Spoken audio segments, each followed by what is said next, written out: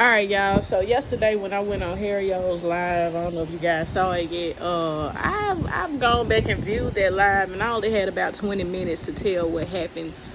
When that person there, when that narc there got married, there was a female, a covert narc. That does have all the characteristics of a narc, and I'm talking about the ability to not feel.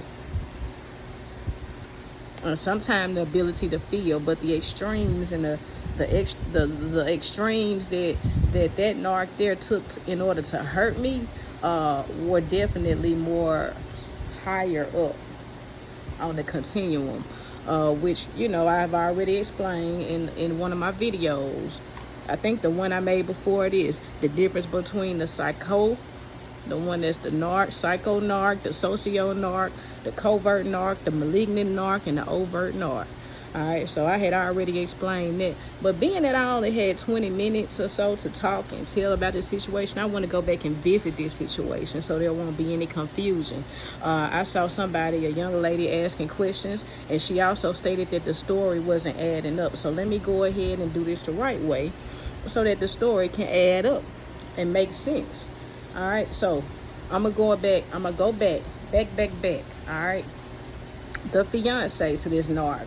The fiance had just died before I made it there, before I popped up on the scene, before I even met the narc. The fiance had just died on his deathbed. And according to what this narc told me, she said, I have my boyfriend. This is her boyfriend. I've been so depressed because such and such done been in the hospital. And I'm talking about the fiance. He's such and such is in the hospital. All right, so I have a boyfriend now. And what my boyfriend does, he comes and picks me up and takes my mind off of the fact that my fiance is in the hospital. Okay, so she had a boyfriend. The fiance ended up passing. This was before I came along. The fiance ended up passing. I saw a lot of the funeral pictures and things on her Facebook when I first met her, when I first popped up. Right, the fiance ended up passing. And she told me her fiance owns a Buffalo Wild Wings. Okay, he was the manager at Buffalo Wild Wings, and she was a waitress. And at that time, she got involved with him on like an intimate level, and they ended up getting engaged. And she told me out of her own mouth, I think I stressed him out so much. I think I did so much to him that I feel like that's the reason why he's in the hospital. Right? She said that. She admitted to that, which I don't know. This was before everything with him and her was before I even popped up. I can only go off of what she told me. So he ended up passing. And when I popped up, she had this boyfriend, right? I've even had this boyfriend chilling out in my driveway. Him and her chilling out in my driveway. And at that time, I was a new supply. When I go back and look at it, I was a new supply, right? Being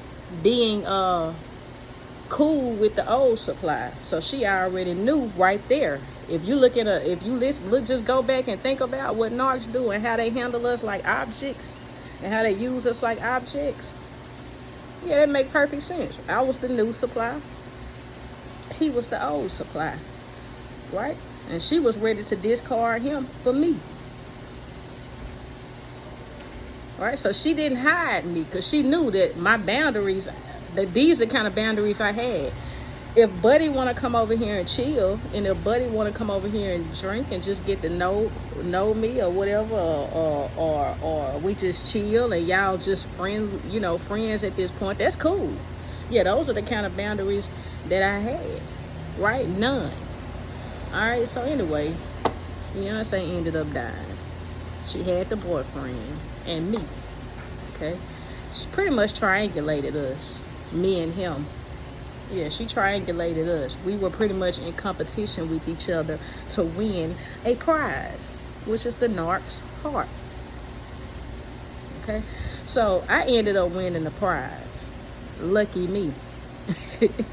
Lucky me. He disappeared and went and got married to his baby mama, the boyfriend. He went and got married. All right? So it was just me and that narc. Right? So then at that time, about 6 months or so went on, and she ended up marrying her baby daddy. Yeah, the one that was staying with her. But he was his duty was to take care of the kids. Remember how we talk about the harem and how everybody has one position in the harem. The baby daddy was there to take care of the kids. The boyfriend was there to get her out of the house and ride her around so she can do what she wanted to do. That makes sense, right? They say when you get sick, you can't depend on a narc to take care of you. So that narc walked out the hospital while her fiance was on his deathbed to go ride around the town with her boyfriend. All right. So she ended up discarding the boyfriend, right? And coming over to me. Me and her were hanging tough or whatever. She ended up, me and her fell out, so she ended up moving the baby daddy in, so he can take care of the kids. And I was cool with that because when I first came around, I had already met the baby daddy anyway. Sometimes I used to chill with him and we used to talk about her. But he was so stupid, he would go back and he would tell her everything that we would talk about. So then she would come enraged back at me. She would come enraged back at me. So, anyway, her baby daddy ended up getting married. I discovered that they were married when I went through her phone on Instagram. And this was like, I can't even remember if it was the night before, a couple of nights before the actual wedding. Because when they had the wedding, they were already married. But when I saw it in her phone, I acted like, I didn't know. Even though I had already known, I acted like I didn't know. I didn't confront her with it. I just acted like I didn't know. I let her come out and tell me that. And after she told me that, then she invited me to the wedding, asked me if I come. I say, nah, I'm not coming to the wedding. What I look like sitting up at your wedding, man? We like 4-5 years deep. So what I look like sitting here in front in your wedding? All right, she took off the next day. They went on their honeymoon, and that's when she called me on FaceTime to show me, look, you can trust me. I'm not doing anything. I told you why I got married, and her reasoning as to why she got married was because her grandma and her mom felt like that was the right thing to do.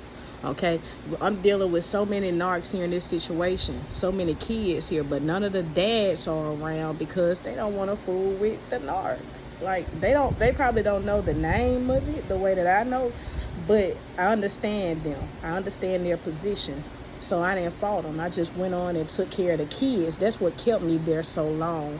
The kids is what kept me there so long. The kids would call me. The kids would tell me certain things that she was doing, certain things. Like, they were really flying monkeys. And the fact that I helped raise them was they had their trust in me. All of them did. 4 kids. I'm talking about 4 kids. Okay? 4. They all had their trust in me. All right. But she was running all over the place. Is all I'm saying. Okay? Even with her kids, I have seen her kick them out of the house. I'm not talking about 16-year-olds, 17-year-olds. I'm talking about a child as young as about 5. Maybe the next one 7, the next one 9, the next one 11. This was way back then before the oldest turned 16. All right, because the oldest one is now 16. But back then, this was when they were really, really, little babies, like little, 6 and 9-year-olds, like that. So that's what kept me as long as I did stay, because the mothers were unavailable. Yeah, the narc that I was with, her and her sister were emotionally unavailable for their children. Now, when I talk about the children, I don't talk bad about them, but I see the effect that narcissism has on them. At early age, I've seen them grow. Yeah, I've seen them grow. I've looked at them. All right, there was one boy and 3 girls. two of the Narc children, two of the boy and the oldest girl were the Narcs. The other two were their sister's children, were the nieces. That's how, and they kept them all together because nobody wanted to deal with the children. Nobody wanted their responsibility, so they kept them all together. And if you were a person that was, you had patience with the children and you care about the children, they keep them together so they can throw everything back on you. That's how it used to happen. Yeah, that's how it would happen. And so I stayed as long as I did because of the children. All right.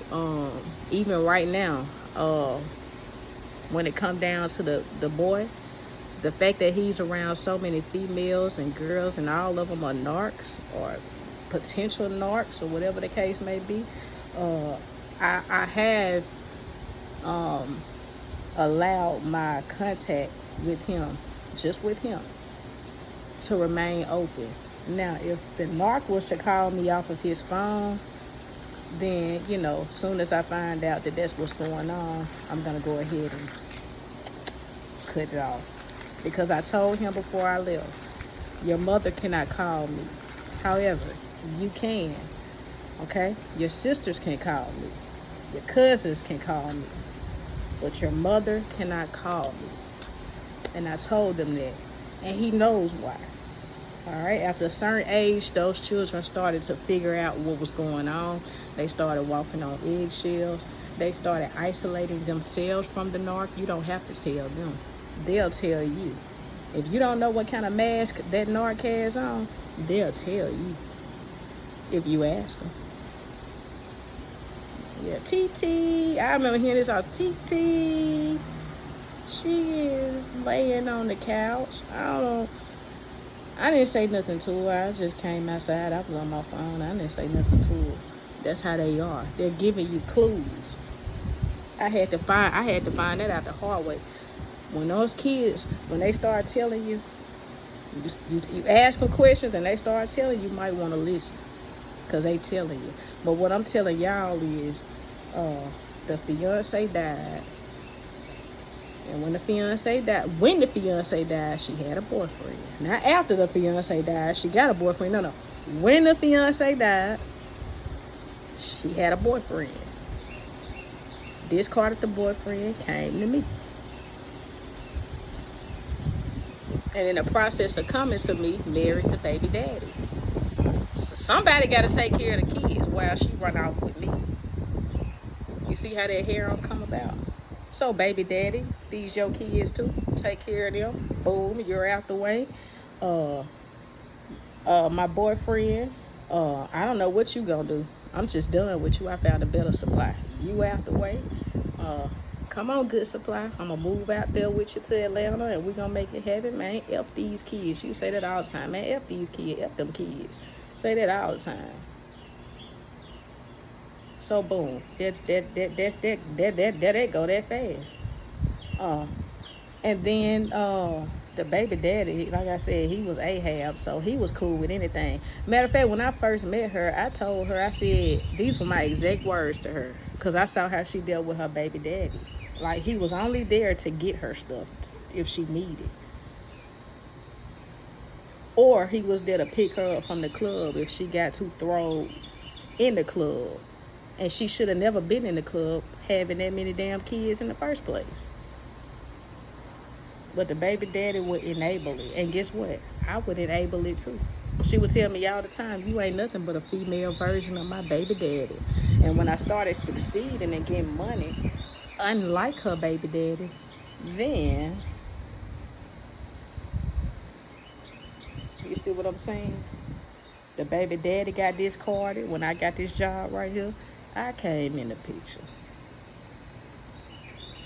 But what she wasn't going to do with me, let me tell y'all what she used to do with her baby daddy. He used to turn in all of his, she used to have access to his bank accounts. She used to have access to everything personal that was his social security number, everything. So she said, look, if he ever leave me, I got all his information. And she also used to tell me, if I kill you, I can get away with it. I done been diagnosed already as bipolar. Yeah, she used to make that up. Oh, man. And when you're in there, let me say this, when you in that kind of thing and you hearing that kind of thing and it's not normal to you, you want to get out, but you don't know how to squiggle your way out of that kind of thing because you've never been presented that kind of dysfunction. So let me say this. I didn't know what I was in until I found out. What's up, Brad? You got it? Yeah. So I didn't know what I was in. And when I found out what I was in, I didn't know how to get out. I was in so deep. I got 4 kids. I got 4 kids. I ain't worried about the Narc doing anything for them kids. I got 4 kids. I lay their clothes out. I check their homework. I make sure they have dinner.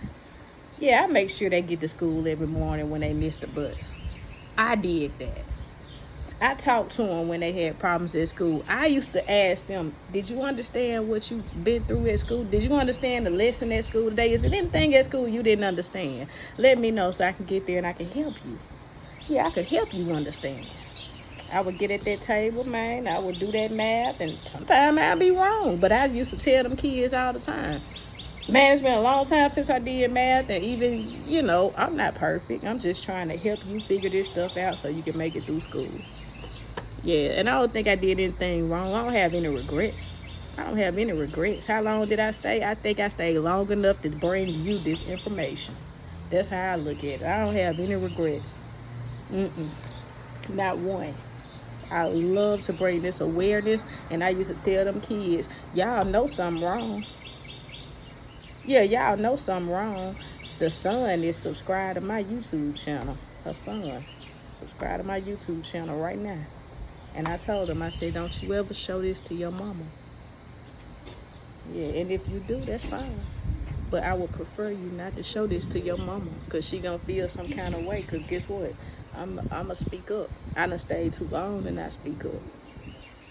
All right.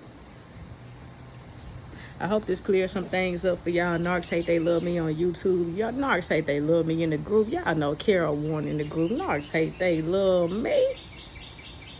Shit. All right, y'all holler at me. Love y'all, man. Y'all take care of yourself. All right, subscribe, like, comment. Yeah. Love you.